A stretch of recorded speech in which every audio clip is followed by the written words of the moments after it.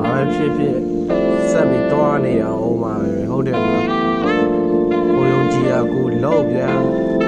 ဆက်လုံးနေရအောင်ပါ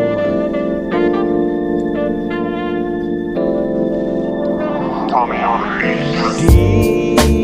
မောင်ရရဲလိုက်လို့ရှာပွေရဲ့လေးကပဲမလဲဒီနာဒရာရဲလိုက်လို့ရှာပွေရဲ့ချစ်ကပဲမလဲငါတို့တွေတက်ကြီးသိဆုံးနေက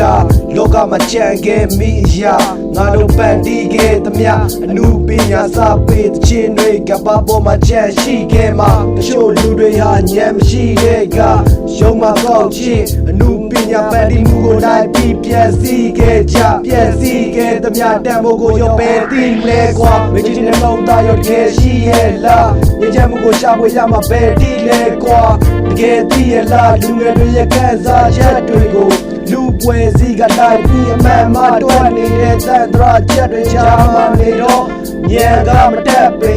ကြံရခဲ့နေကြတော့လူငယ်တွေပတ်တည်မှုအချက်ကမတွက်ပေမောင်ရရဲလိုက်လို့ရှာပွေရဲ့လေးကပဲမလဲဒီနာဒရာရဲလိုက်လို့ရှာပွေရဲ့ချစ်ကပဲမလဲ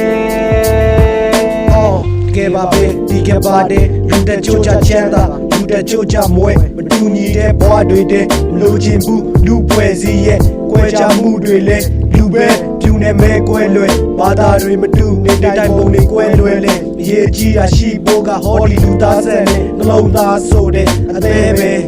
ဟောဒီအသေးပဲတလွဲပဲမြင်ပြီးယူသည်ကောင်းမှာ